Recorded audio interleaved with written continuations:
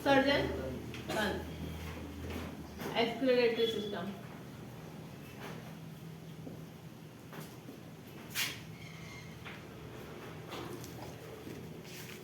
देखो उत्सर्जन तंत्र मतलब क्या होगा कि अपनी बॉडी में जो भी फालतू की चीजें होंगी, है ना, वेस्टेज मटेरियल होगा, उसको अपनी त्वचा से, अपनी बॉडी से बाहर निकालना, क्या कहलाएगा? उत्सर्जन तंत्र। ठीक है, अब उत्सर्जी अंग क्या क्या होते हैं?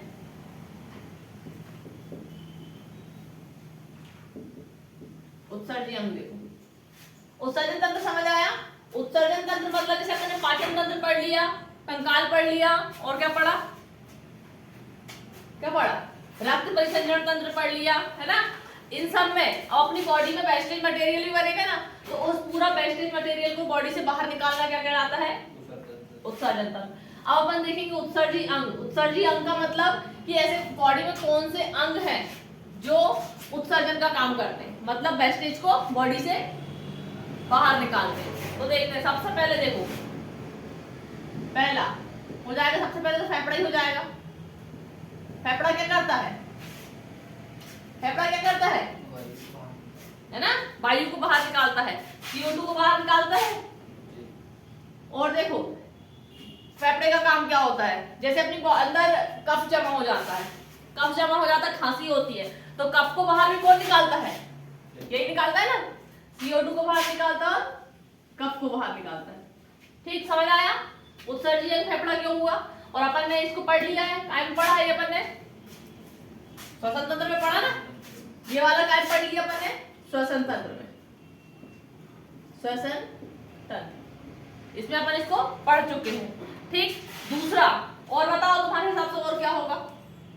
अपन ने जितना पढ़ा है अभी तक, उसमें ऐसा कौन सा और बॉडी का पार्ट है जो वेस्टेज मटेरियल को बाहर निकाल रहा है? बताओ।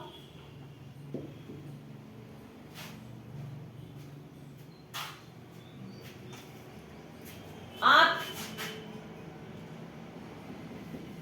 पाचन तंत्र में पढ़े कि नहीं अपन ने? खाना खाते हैं, खाना पूरा पचता है, फिर जाता है छोटी आंत में, फिर बड़ी आंत में, बड़ी आंत से बाहर होता है ना। तो आंत, आंत क्या करती है? वेस्टेज भोजन को, है ना, अब अनपचे भोजन को क्या करती है? बाहर निकालती है।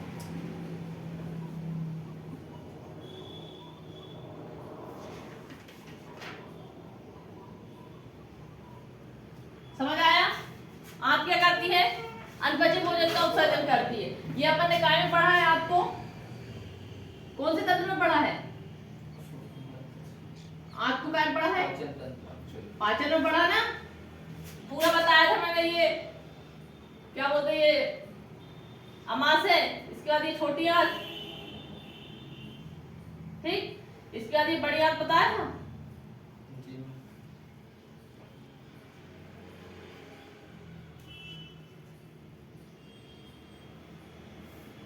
ये बताया था, खाना यहाँ आएगा, यहाँ से यहाँ छोटी आंत, बड़ी आंत, फिर बड़ी आंत में आने के बाद एनस के द्वारा बाहर। ठीक है, आंत समझ आ गया? आंत, इसके बाद और क्या होगा? त्वचा, त्वचा से निकलता है कि नहीं पसीना? त्वचा, त्वचा काय का उत्सर्जन करती है? पसीने का, पसीना निकलता ना बॉडी से। तो देखो पसीना और सीबम, सीबम क्या होता है? त्वचा काय का उत्सर्जन करती है? पसीने का और सीबम। सीबम क्या होता है? कभी कभी देखा होगा पर सुबह, रात को सो के जब सुबह उठते हैं तो अपने फेस पे ये नाक के वाले पार्ट में देखा पूरा ऑयली ऑयली जमा हो जाता है, वो क्या होता है? सीबम, है ना।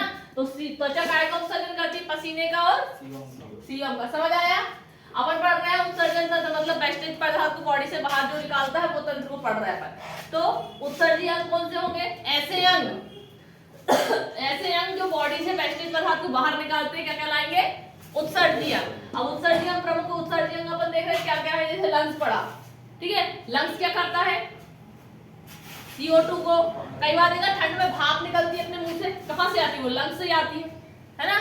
तो फेफड़ा क्या करता है? CO2 का, कफ का, वाष्प का उत्सर्जन करता है। ठीक, इसके बाद आंत, आंत क्या करती है? किसका पाचन का उत्सर्जन करती है? भोजन का, अनपचे भोजन का उत्सर्जन करती है। त्वचा पसीने का। ठीक है, अब देखो फोर्थ लीवर। लीवर का काम क्या होता है? लीवर यूरिया को अमोनिया में चेंज अमोनिया को यूरिया में चेंज करता है। क्या करता है लीवर? अपनी बॉडी में अमोनिया इकट्ठा होता है, अमोनिया क्या करता है? ये यूरिया में चेंज। ठीक है, अमोनिया को यूरिया में चेंज करने के बाद किडनी, फिफ्थ है किडनी। किडनी मतलब ब्रक।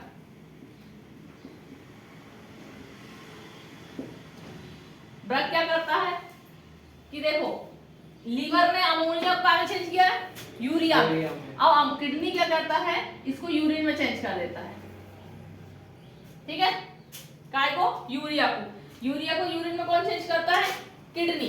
ठीक है, अब देखो जैसे यूरिन, जैसे किसी को यूरिन को यदि ज्यादा टाइम तक रोक लो, ठीक है, देखो ये अमोनिया से यूरिया में चेंज हुई, यूरिया से यूरिन में, इसको ज्यादा देर तक रोक लेते हैं तो ये वापस कहाँ में चेंज हो जाता है? अमोनिया में। और अमोनिया अपनी बॉडी के लिए घातक होता है ना? समझ आया? क्लियर है पूरा? ठीक, देखो किडनी का काम क्या होता है कि अपने बॉडी में जैसे ज्यादा केमिकल बढ़ जाता है जब, है ना, केमिकल जब बढ़ जाता है तो ये क्या करता है? उसको यूरिन के थ्रू बाहर कर देता है ना? जैसे अपन गोली दवाई खाते हैं उनमें केमिकल होता है कि नहीं? तो केमिकल होता है तो वो क्या करता है? किडनी जो एक्स्ट्रा केमिकल होगा उसको कहाँ में चेंज कर देता है? यूरिन में। ठीक है, समझ आ गया? ये मेन उत्सर्जी तंत्र है, उत्सर्जी अंग है। तो जिसमें से देखो अपन ने लंग्स पढ़ लिया, आंख पढ़ ली, ठीक है, इसको अपन सेंस ऑर्गन में पढ़ेंगे, इसको सेंस ऑर्गन में पढ़ेंगे। ठीक है, इसको अपन क्या में पढ़ेंगे? अंतःस्रावी तंत्र पढ़ा था, उसमें इसको पढ़ेंगे। तो ये दोनों पढ़ने के रह गए हैं, आज अपन पढ़ रहे हैं ये किडनी। ठीक है, मिटा दूंगी अब, मिटा दूं। अपन कौन सा पढ़ेंगे? किडनी। बचेगा फिर क्या? त्वचा बचेगा और लीवर बचेगा। त्वचा को अपन पढ़ेंगे काय में? काय पढ़ेंगे? सेंस ऑर्गन, सेंस ऑर्गन में पढ़ेंगे। और लीवर को ग्रंथियों में पढ़ेंगे। अंतःस्रावी तंत्र है ना, अंतःस्रावी तंत्र, उसमें अपन उसको पढ़ेंगे लीवर को। अब अपन पढ़ेंगे आज किडनी।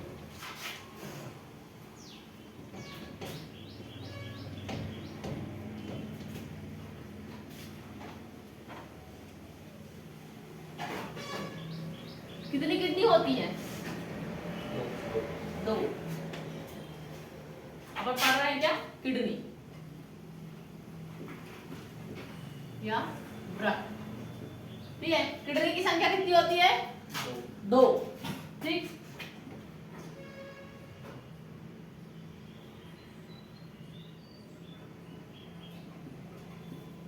ये दो। ठीक, ये वाली किडनी थोड़ी नीचे दबी होती है। क्यों होती है? देखो यहाँ होता है लीवर, तो लीवर के प्रेशर के कारण ये वाली किडनी क्या होती है? थोड़ी छोटी होती है। हाँ, और थोड़ी नीचे दबी होती है। कौन सी साइड की? दाहिने साइड की। ठीक, समझ आया? थोड़ी नीचे भी दबी होती है ये। ठीक, अब देखो किडनी, किडनी की संख्या कितनी है? दो। ठीक है, किडनी की इकाई, मूल इकाई होती है नेफ्रॉन। आई पढ़ेंगे अपन नेफ्रॉन क्या होती है? सबसे छोटी इकाई क्या होती है? नेफ्रॉन। ठीक, इसलिए किडनी के अध्ययन को क्या कहते हैं? नेफ्रोलॉजी। किडनी के अध्ययन को क्या कहते हैं? नेफ्रोलॉजी। और इसके डॉक्टर को नेफ्रोलॉजिस्ट। नेफ्रोलॉजी कहते हैं इसके अध्ययन को, और नेफ्रोलॉजिस्ट इसके डॉक्टर को। ठीक, देखो किडनी की संख्या कितनी होती है? दो। अब किडनी में ऐसी आकृति होती है, इसे कहते हैं मेड्यूला। क्या कहते हैं? मेड्यूला। ठीक है, इसके बाद बाकी बची जहां में ये मांसल संरचना होती है, मांस होता है, तो इसे कहते हैं कार्टेक्स। क्या कहते हैं? कार्टेक्स। ठीक, इसके बाद किडनी की बाहरी झिल्ली को बोलते हैं पेरिटोनियम, बाहरी झिल्ली को क्या बोलते हैं? ये बाहरी झिल्ली को पेरिटोनियम। पेराकार्डियम काय में थी? हृदय में। ठीक, पेरिटोनियम इसकी क्या होती है? बाहरी झिल्ली। ठीक, इसमें जो त्रिकोण आकार की होती है उसे क्या कहते हैं? मेड्यूला। फिर बाकी जो मांसल संरचना होती है उसे कार्टेक्स। एक कार्टेक्स और अपन ने कहा पढ़ा है? चित्र बना रही बताना,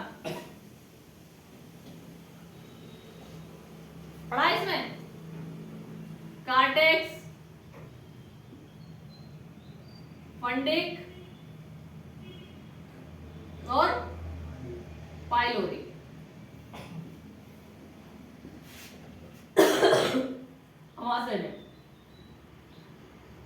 अमाशय पढ़े ना। अब यहाँ पे भी इसकी मांसल संरचना क्या बोलना है? कार्टेक्स, मांस वाले कार्टेक्स ना। ठीक, अब देखो इस मेडुला के अंदर ऐसी संरचना पाई जाती है, इसे बोलते हैं नेफ्रॉन। क्या है ये? नेफ्रॉन। इसलिए किडनी की मूल इकाई क्या है?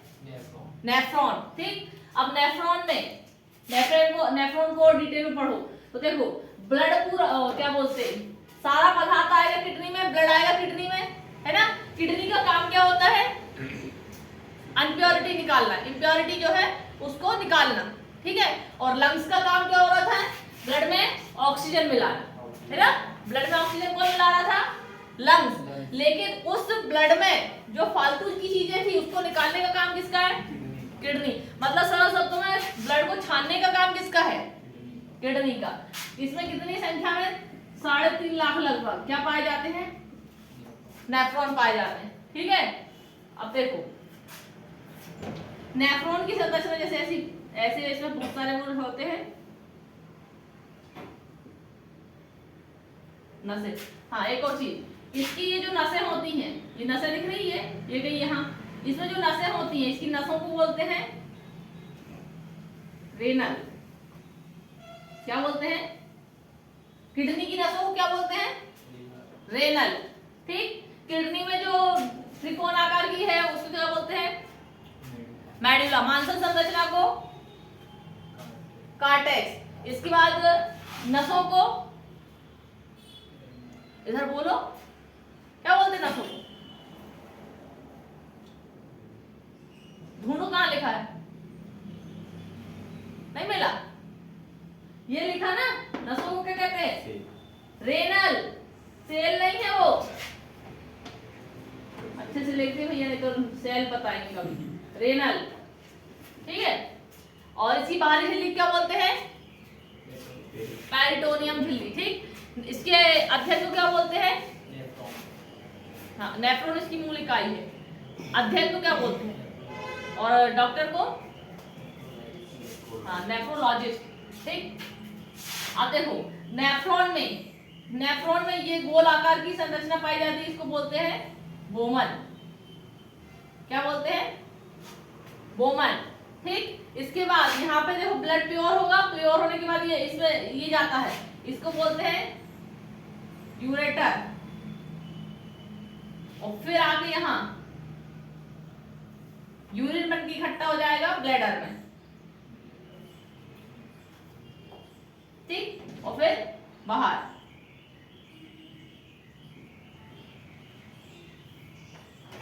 समझ आया? और ये संरचना होती ग्लेमेरुलस।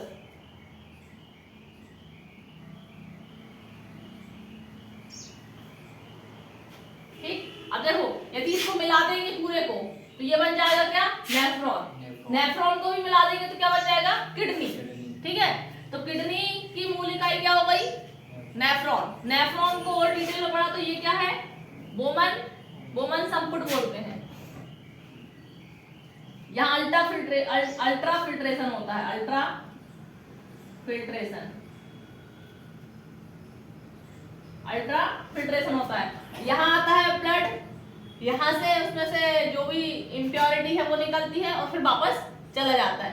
फिर इसमें एक्स्ट्रा जो भी यूरिक एसिड वगैरह जो होता है ना, उसको काय में चेंज कर देता है ये किडनी, यूरिया में। लीवर ने काय में चेंज किया था, लीवर ने अमोनिया को यूरिया में, और इसने ये क्या करेगा, किडनी यूरिया को यूरिन में चेंज करेगा। और यूरिन के बाद देखो ये ब्लड को प्योर करता है, ठीक है, इसके बाद ये नसों के थ्रू चला जाएगा प्योर वाला ब्लड। इसके बाद इसमें से जो इम्प्योरिटी निकली है और जो यूरिया को अमोनिया उसमें चेंज किया है यूरिन में, वो कहाँ आके इकट्ठा हो जाएगा, ब्लैडर में, ठीक है। इसकी नसों को यहाँ बोलते हैं रेनल, और इसके बाद ये बड़ी हो जाती है तो ये इसको क्या बोलते हैं, ये बाहर आती है यूरेटर, ठीक है। यूरेटर के थ्रू कहाँ जाता है ये यूरिन, ब्लैडर में। ये क्या है, यूरिन है ना। हाँ, अपनी बॉडी में कितना परसेंट यूरिया होता है, 2%, 2%, ठीक है। समझ आया, समझ आ गया पूरा। किडनी की इकाई क्या है, किडनी के कितने नेफ्रॉन पाए जाते हैं, 3.5 लाख लगभग, है ना। किडनी का मेन काम क्या होता है,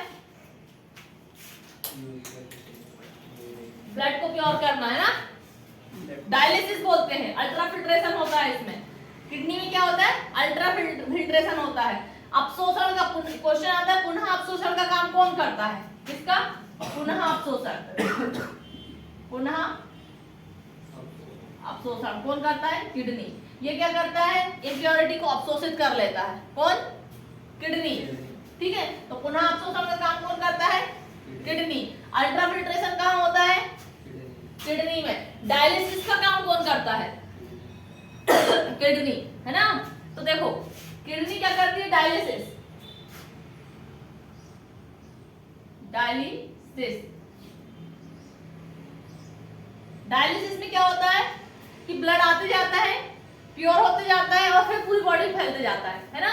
तो इसलिए किसी की जैसे एक किडनी नहीं होगी, मान लो एक किडनी किसी ने दान कर दी, है ना, एक किडनी से भी काम चल जाता है, ठीक है। जैसे तुम्हारा एक कान नहीं होगा, एक कान से भी सुन सकते हो, नहीं सुन सकते हो, है ना। एक आंख नहीं होगी तो एक आंख से भी देख सकते हो। ऐसे ही एक किडनी दान कर दोगे तो हाँ रह सकते, लेकिन वो बात नहीं रहेगी। जैसे एक आंख हो जाए तो क्या वो बात रहती है क्या, नहीं रहती। काम चलेगा, काम चलाओ चलेगा, लेकिन बात वो नहीं रह जाती है, ठीक। तो देखो किसी किसी की क्या होती है, किडनियां खराब हो जाती है ना। किडनी खराब हो जाती है तो किडनी का काम देखा मैंने कितना महत्वपूर्ण कार्य है ना। तो किडनी खराब हो जाती है तो ब्लड को प्योर कौन करेगा, उसकी इम्प्योरिटी कौन निकालेगा। तो उसके लिए क्या करते हैं, पैसे वाले लोग, सारा इंसान तो नहीं कर पाता है क्योंकि बहुत महंगा होता है, डायलिसिस कराता है। क्या कराता है, डायलिसिस। तो डायलिसिस में क्या होता है,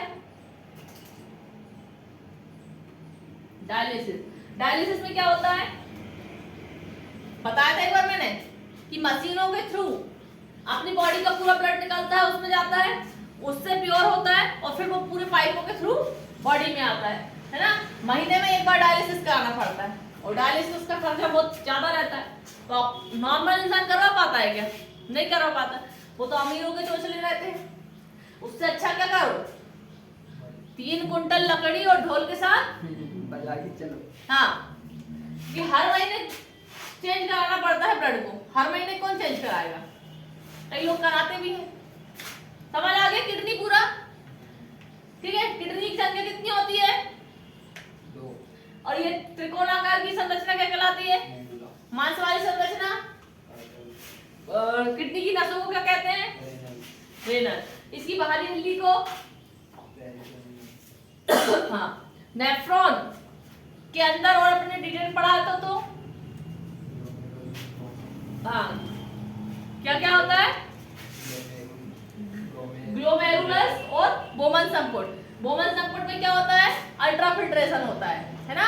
पुनः अपशोषण का काम कौन करती है, किडनी करती है। पुनः अपशोषण मतलब उसकी इम्प्योरिटी को अपशोषित कर लेती है, ठीक। इसके बाद इसको क्या कहते हैं, आगे जब यूरिक एसिड में चेंज होता, यूरिक में चेंज होता है तो यूरिन में यूरेटर। इसके बाद जाके कहाँ जमा हो जाता है, वो ब्लैडर में, है ना। कई बार देखो बुढ़ापे में क्या होता है कि ये किडनियां अच्छे से काम नहीं करती हैं, है ना। तो देखो ये किडनी अच्छे से काम नहीं करती तो बॉडी में जो एक्स्ट्रा केमिकल होता है वो चेंज नहीं हो पाता यूरिन में। ठीक, तो बॉडी में काय की मात्रा बढ़ जाती है, यूरिक एसिड की। कौन से एसिड की? यूरिया है तो यूरिक एसिड की मात्रा बढ़ जाती है। तो यूरिक एसिड की मात्रा बढ़ने से हड्डियां कमजोर हो जाती हैं। इसलिए बुढ़ापे में देखा उन लोगों के क्या हो जाता है, गठिया वाला रोग होता है ना, जिसमें हड्डियों में दर्द होता है, बैठते बुढ़ापे में बुजुर्गों से बैठते उठते नहीं बनता ना। क्यों नहीं बनता? क्योंकि उसमें क्या बढ़ जाती है मात्रा, यूरिक एसिड, है ना। क्योंकि धीरे धीरे ये किडनियां काम करना कम कर देती हैं। ठीक है, समझ आ गया? क्लियर है पूरा? ये किडनी कंप्लीट हो गया। मिटा दूं? अब आगे दूसरा टॉपिक लिखवाना पड़ेगा।